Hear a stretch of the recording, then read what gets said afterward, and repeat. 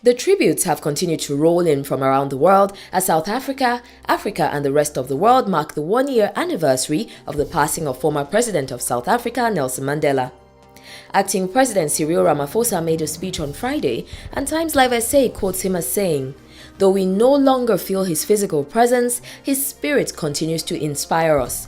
It continues to fortify us. His spirit enjoins us to continue to strive for peace, freedom and justice."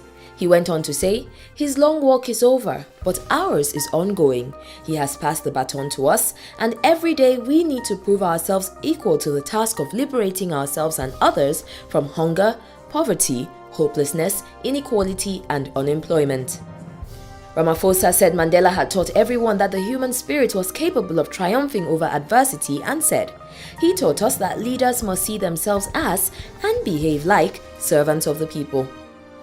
President of the United States Barack Obama also spoke in honor of Nelson Mandela, saying, "1 year ago, the world lost a leader whose struggle and sacrifices inspired us to stand up for our fundamental principles, whose example reminded us of the enduring need for compassion, understanding and reconciliation, and whose vision saw the promise of a better world."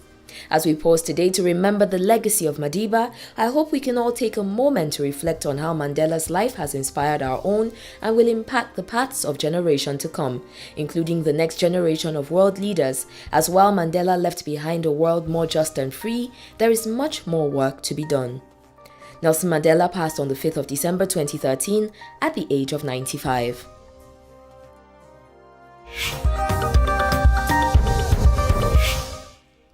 December is a month of celebration, eating too much and rounding out the year's activities. It's also a year to take a look at people who may not have as good a deal as we do and see how we can help. So today, we want to introduce you to an organization doing their bit for the ones around them.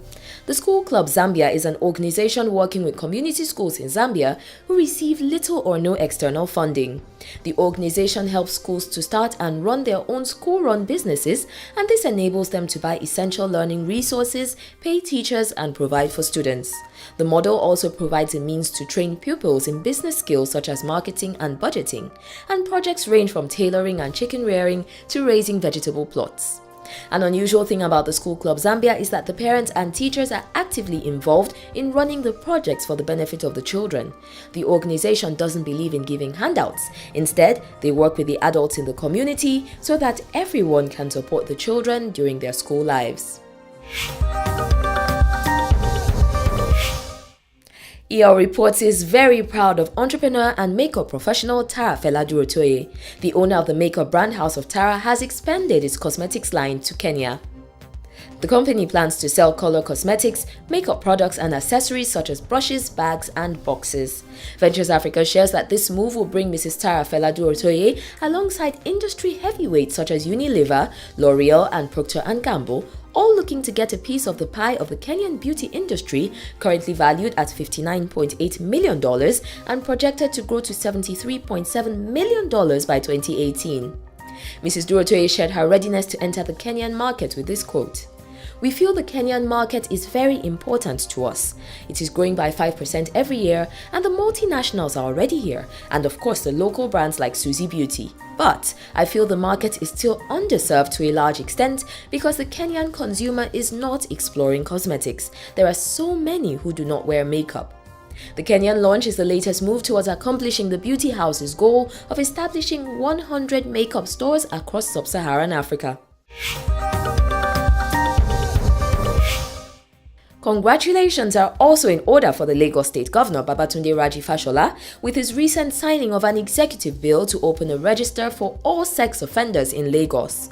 According to the Leadership newspaper, the register will complement the already existing crime data register to ease the processes by which law enforcement officials prosecute sexual offenses, including rape, sexual harassment, defilement of children, etc. Governor Fashola has stressed that all offenders will be fully prosecuted irrespective of their standing in society. He added that the register would enable employers know whether prospective employees have a criminal record. Very progressive news coming out of Lagos State.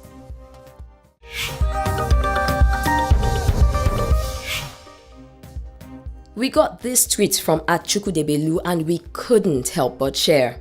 He says, "So Big Brother thing is over. Inane anti-proletarian nonsense dished out by comprador bourgeois subalterns of imperialistic capitalists. Phew, whatever that meant. Nothing better than some good news to put some light in your day and add that little extra sparkle. We're going to take a break right now, but when we get back, there's lots more to enjoy. Don't go anywhere.